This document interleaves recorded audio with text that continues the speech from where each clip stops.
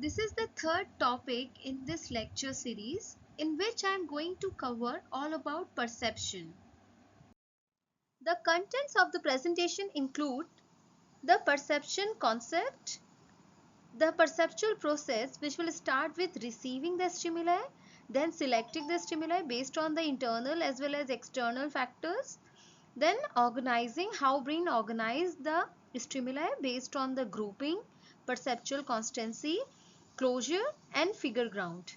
Then we will talk about how brain interpret the stimuli and then checks and then reacts. Next, we will cover what are the factors that influence the perception.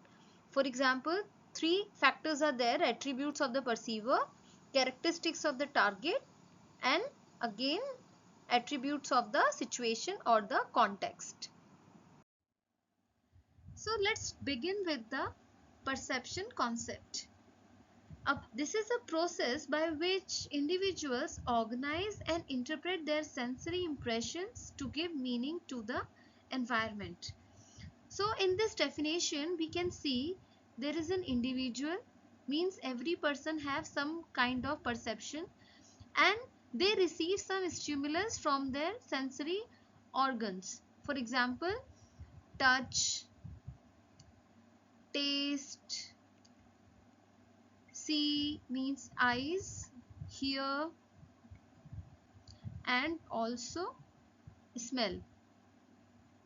So these are the sensory impressions, and then after a process they give meaning to that environment, means based on that perception they give reaction, whether it is good, neutral or bad.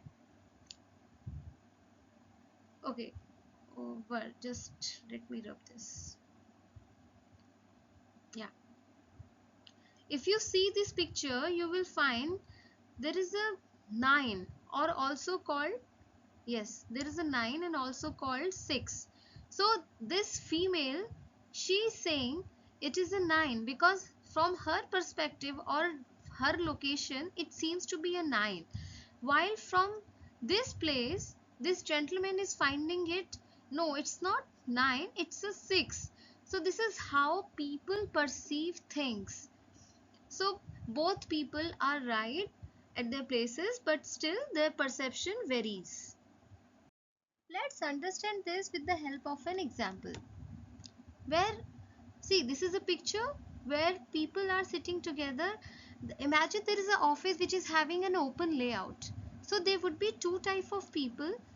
One who would be appreciating this open workspace culture, and two who would be disliking it because it is going to affect their productivity. So this team is basically focusing on, they are finding the open culture good because it is encouraging their teamwork. They are going to build a better team communication, and because of this they are going to achieve better. This is their perception. At the same time, this fellow is finding it difficult to concentrate on making some of the reports because he is getting disturbed because of the discussion of these people, which was also about the work. So people perceive things in a different way. It may be it is their reality. It has nothing to do with the original reality. So every person is only focused about their own perceptions rather than the reality itself. People's behavior is influenced by their perception of reality rather than the reality itself. And it can be well understood with the example of the health information during the COVID scenario. So what happened during COVID? There was two things: mask wearing and vaccination. So mask wearing and vaccination acceptance were influenced more wide by the perceptions than by the objective evidence. For example, despite masks proven to reduce the virus spread, some opposed and ignored them. And at the same time, despite vaccines being shown to be safe and effective, the misinformation and distrust led to some people refuse the vaccination.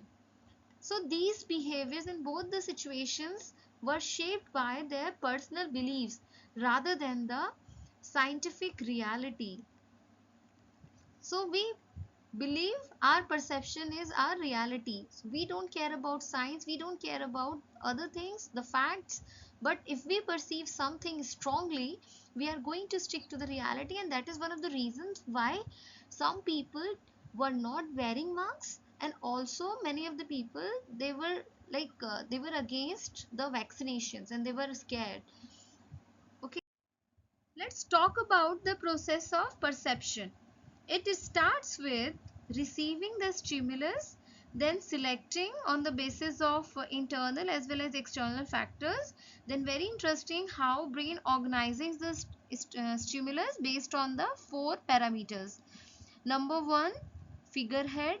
Number 2, closure.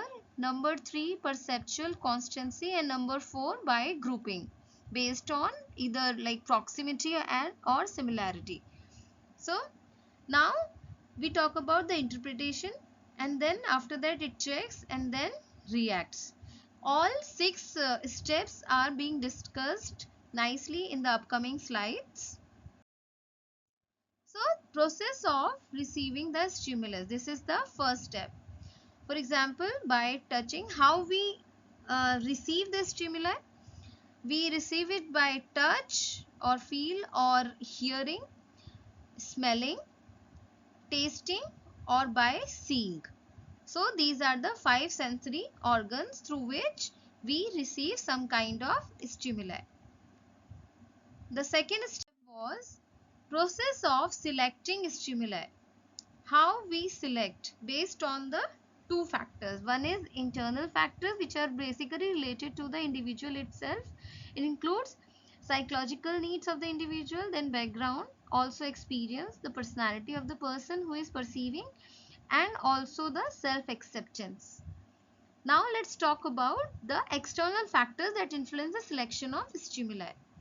The intensity of the stimuli, then size, contrast, the movement also plays a major role, and how many times it is being repeated, familiarity, and also the novelty. So this is how we select the stimuli. For example, you have seen bright colors advertisements in order, like why bright colors are being used. For example, bright colors with this combination, why they are used? Because the companies want that through advertisement you should pay attention to the stimulus. So this is why in advertising the bright colors are often used in order to catch the attentions of the potential customers. Now let's talk about the process of organizing stimuli. As I told you earlier, it has 4 interesting steps or types, how, not steps actually, the ways we organize or the brain organize the stimuli. Number 1 is grouping on the basis of similarity and proximity. Number 2, it is perceptual constancy. Let's say shape, size, and color. Number 3 is closure, and number 4 is figurehead. Then the first one is process of organizing the stimuli on the basis of similarity and proximity. So grouping by proximity and similarity are the 2 key principles in the field of Gestalt psychology, which explain how naturally human beings perceive patterns and objects in their environment. So grouping by similarity explains stimuli which are similar can be put together. Means, for example, all workers are put together or perceived in a similar way by the managers, and all managers are perceived in the same way by the workers. Now grouping by similarity is done. So now let's talk about grouping by proximity. Objects which are close to each other are also grouped together. So for example, people or things which are in the same place would thus be grouped together. For example, you can see the example of the cricket players. They are often grouped together on the same side and area of the field at the beginning of the play. So this is grouping by similarity or and also proximity. Let's move to the next slide. Next is perceptual constancy. It is the ability of the brain to maintain a consistent perception of an object properties despite changes in the sensory input. That sensory input could be in terms of either size, shape and color. So let's understand each of them in the upcoming slides. Let's talk size constancy. It is the ability of the brain to adjust your perception to keep the size of the object constant. So let's understand this with the help of a car. Imagine there is a car approaching you on the road. As the car gets closer to you, it appears larger in your field of view. Despite this change in the image of the size on your retina, you still perceive the car as maintaining its actual size.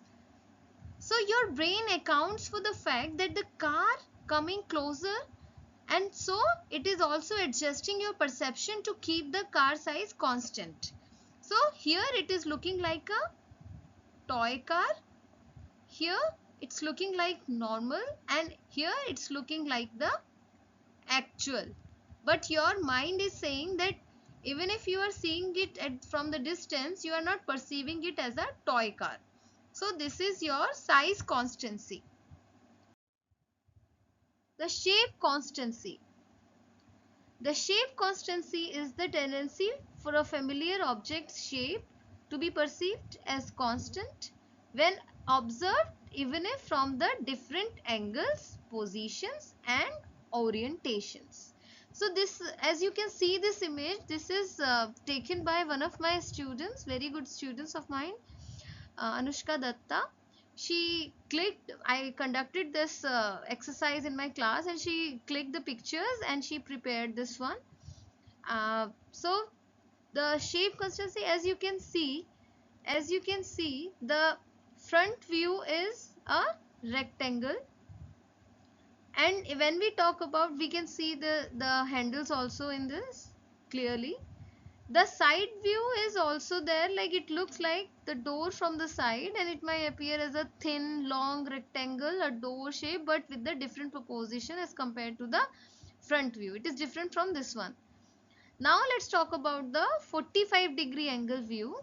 So the door might look more like a trapezoid because you see a bit of side along with the front.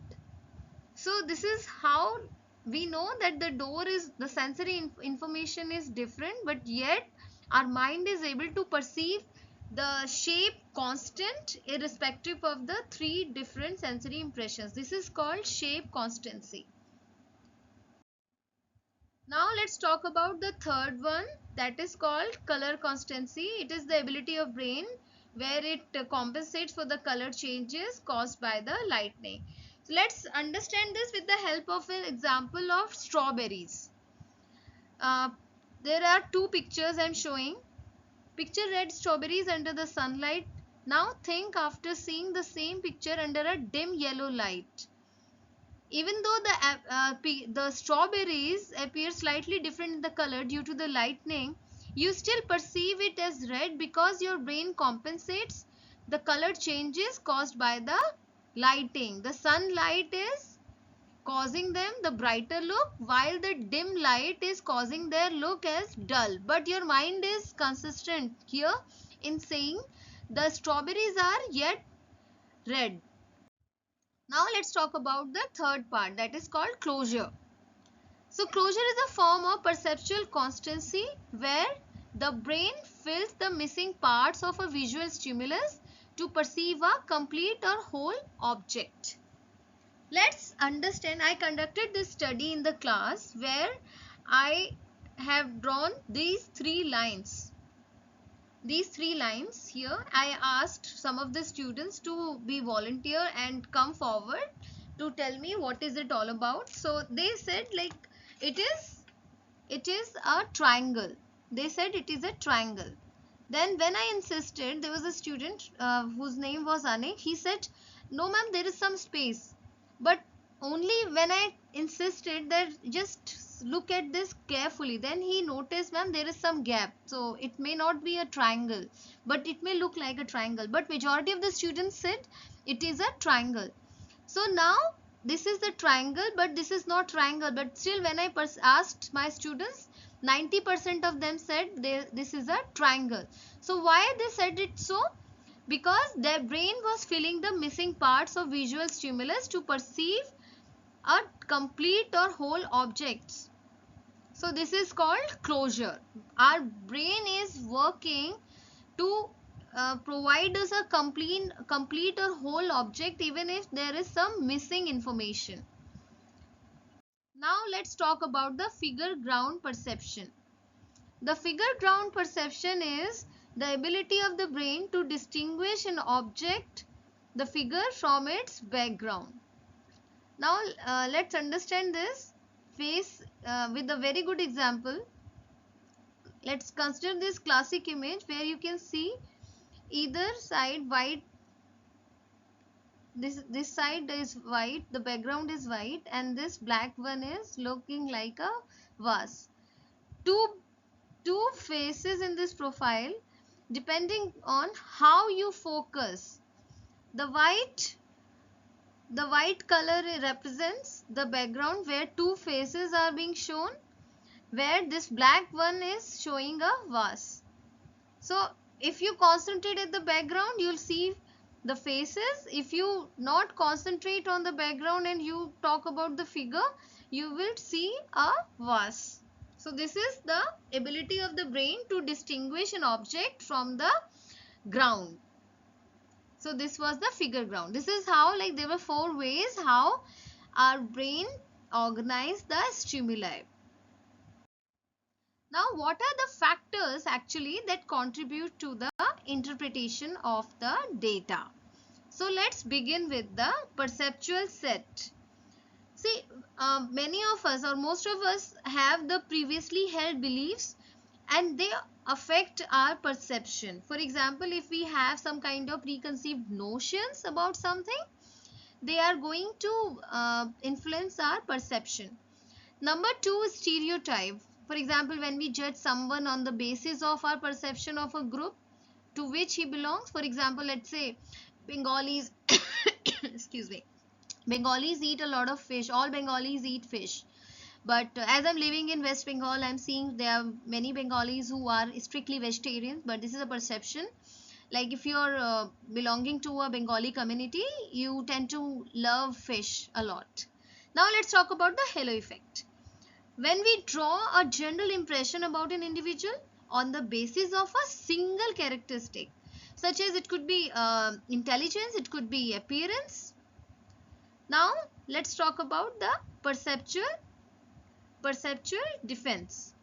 Perceptual defense is basically screening out the unwanted stimuli, such as at the time of buying a cigarette, a smoker may less likely to notice the anti-smoking messages printed on the packet of cigarette, in which it is written it is injurious to health, it may cause cancer. So this is called perceptual defense, where he is ignoring the stimulus which is not in the agreement to his belief, like cigarette is harmful or not harmful. Okay, so now let's talk about the organization context. What kind of impression do you have about your organization? For example, do you belong to a US based organization? US based organizations have different work culture from the French companies. Other person's background, for example, on an individual level, what experience do you have with the person? And lastly, interpersonal context. To what extent do you think that you know the person? For example, while working in the same team with you, was that person supportive? So this with this background, we talk about the interpretation of the data. Now, what are the factors that influence perception? So there are we see what we like to see. People have inherent biases in their perception, how they see others, and how they make decisions also. We can better understand this with the help of these three things. Number one, attributes of the perceiver. Number two, attributes of the target or attributes of the situation or the context. So this is P, this is T, and this is C. So PTC. PTC. With the help of these three things, we can understand how the perception is being shaped. So now let's talk about the perceiver. When you look at a target and attempt to interpret what you see, your interpretation is heavily influenced by your personal characteristics. For example, your attitudes, your personality, your motives, your interest, your past experience, and also your expectations. Means your perception is totally influenced by the characteristics you have. So one thing is the person who is perceiving these things. We don't look at the targets in isolation. The relationship of a target to its background also influence our perception. For example, characteristics of the target also affect what we perceive. Loud people are more likely to be noticed as compared to the quiet ones in a group, as you can see in this example, and so are the two extremely attractive or unattractive individuals. So it affects the perception. Now context also matters. The time, location, light or heat, things like this also matters a lot. So let's understand with this help of example. At a nightclub on Saturday night, you may not notice a guest dressed up to the nines, yet that the same person so attired on the Monday morning management class would certainly catch your attention. Neither the perceiver nor the target changed between the Saturday night and Monday morning, but the situation is different. So these are the references which I have used in making this entire lecture on perception. I hope it is going to benefit you in your studies. With this, I would like to take your leave. Thank you so much.